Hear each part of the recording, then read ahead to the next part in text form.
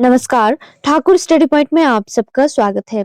मैं आज आप लोगों के बीच लेकर आ चुकी हूँ एचपी टैट जीके सीरीज, जो कि जून 2025 के टैट के एग्जाम के पॉइंट ऑफ व्यू से काफी महत्वपूर्ण होने वाली है।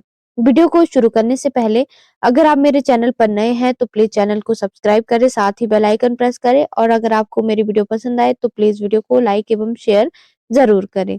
चलिए वीडियो को शुरू करते हैं। सबसे पहला प्रश्न, ब्लैक पैगोडा कहाँ पर स्थित है? इसका सही उत्तर हो जाएगा ऑप्शन बी, कोणार्क, उड़ीसा में। ब्लैक पैगोडा कोणार्क उड़ीसा में स्थित है। अगर आपसे पूछा जाता है कि किस मंदिर को ब्लैक पैगोडा के नाम से भी जाना जाता है, तो सूर्य देव मंदिर उड़ीसा को ब्लैक पैगोडा के नाम से भी जाना जाता है। इसका निर्माण 13वीं शताब्दी में हिंदू मंदिर के रूप में किया गया था। अगर आपसे पूछा जाए कि सूर्य देव मंदिर जो है कोणार्क में स्थित है, उसका निर्माण किस राजवंश के द्वारा किया गया था? इसका निर्माण पूर्वी गंगा राजवंश के राजा नरसिंह देव प्रथम के द्वारा किया गया था। किसके द्वारा किया गया था? नरसिंह देव प्रथम के द्वारा किया गया था। ब्लैक पैगोडा जो मंदिर है, इसे ब्लैक पैगोडा क्यों कहा जाता है? ब्लैक पैगोडा मंदिर की विशाल मीनार काले रंग की दिखाई देती है क्योंकि इसमें ब्लैक ग्रेफाइट का उपयोग किया गया है, इसलिए इसे ब्लैक पैगोडा कहा जाता है। अगला प्रश्न, विश्व का सबसे बड़ा मरुस्थल कौन सा है? इसका सही उत्तर हो जाएगा ऑप्शन सी, अंटार्कटिका। विश्व का सबसे बड़ा मरुस्थल कौन सा है? अंटार्कटिका मरुस्थल है। अगर आपसे पूछा जाए कि विश्व का सबसे बड़ा ठंडा मरुस्थल कौन सा है? अंटार्कटिका है। यहाँ पर ऑप्शन में दिया गया है सहारा मरुस्थल। जो सहारा मरुस्थल है, ये विश्व का सबसे बड़ा गर्म मरुस्थल है और ये अफ्रीका में स्थित है। कहाँ पर स्थित है सहारा मरुस्थल?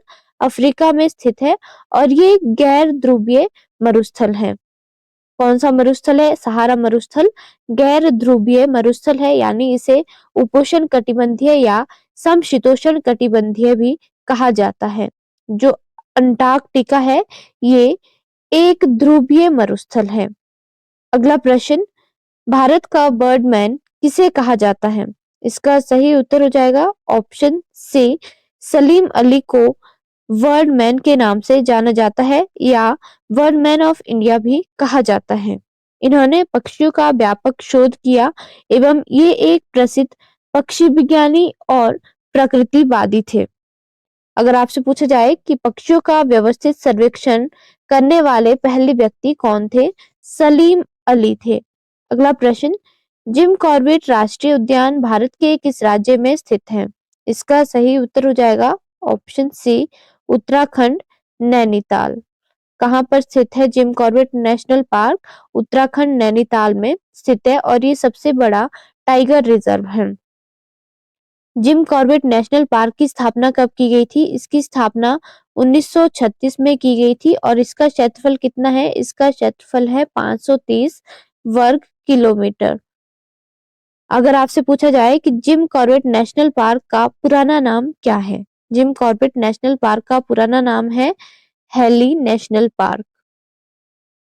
भारत का सबसे पुराना राष्ट्रीय उद्यान कौन सा है? भारत का सबसे पुराना राष्ट्रीय उद्यान जिम कॉर्बेट राष्ट्रीय उद्यान है।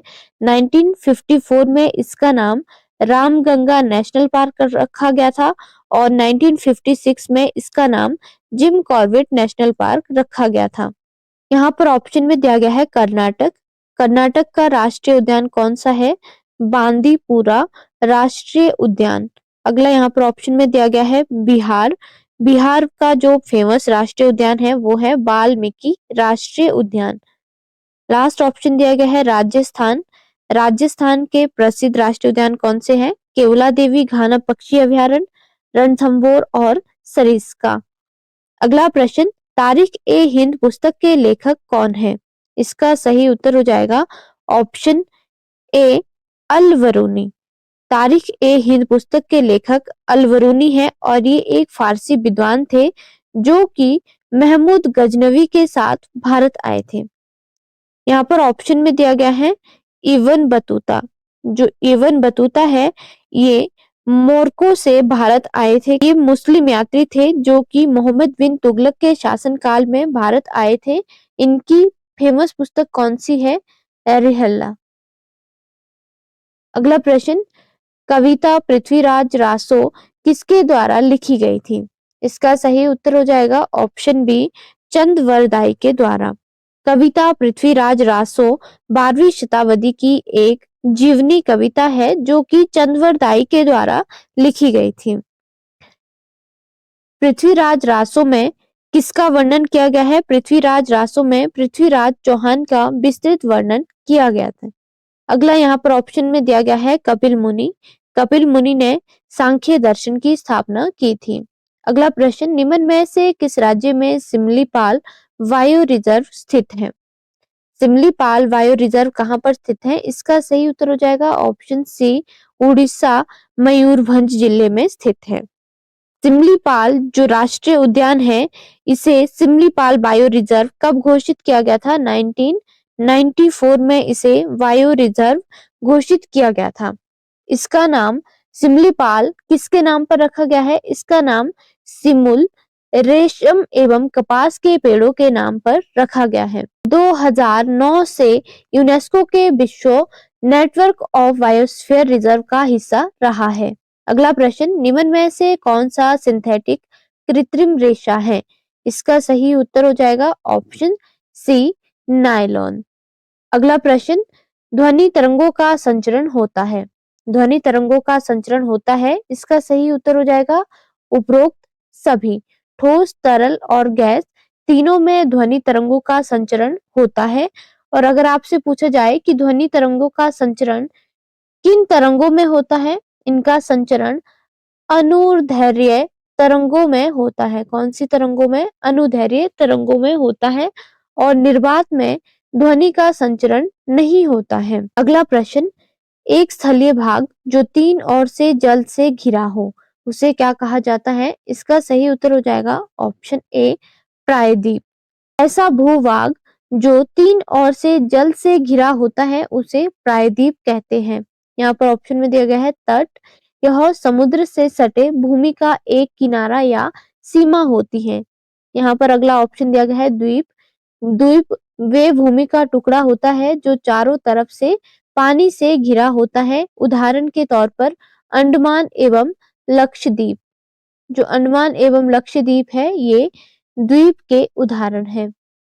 अगला प्रश्न, संवैधानिक उपचार का अधिकार किसके अंतर्गत आता है? इसका सही उत्तर हो जाएगा ऑप्शन ए, मूल अधिकार के अंतर्गत। जो संवैधानिक उपचार का अधिकार है ये आर्टिकल 32 में दिया गया है। अगर आपसे पूछा जाए कि मौलिक अधिकारों का वर्णन किस आर्टिकल से कहां तक किया गया है? मौलिक अधिकारों का वर्णन आर्टिकल 12 से 35 तक किया गया है और ये भाग 3 में इसका वर्णन मिलता है कि मौलिक अधिकार कितने हैं। मौलिक अधिकार 6 है जिनका वर्णन आर्टिकल 12 से 35 तक किया गया है। अगर किसी व्यक्ति के मौलिक अधिकारों का उल्लंघन होता है तो वह सुप्रीम कोर्ट या हाई कोर्ट जा सकता है। इसका वर्णन आर्टिकल 32 में किया गया है। अगला प्रश्न, माइक्रोवेव में प्रयोग होने वाले कंटेनर किस प्लास्टिक के बने होते हैं? इसका सही उत्तर हो जाएगा ऑप्शन डी, पीईटी। जो माइक्रोवेव है इसमें प्रयोग होने वाले कंटेनर पीईटी यानी पॉलीथीन टेरेफ्थैलेट से बने होते हैं जिसे कि पीईटीई के नाम से भी जाना जाता है। आज के लिए इतना ही, धन्यवाद।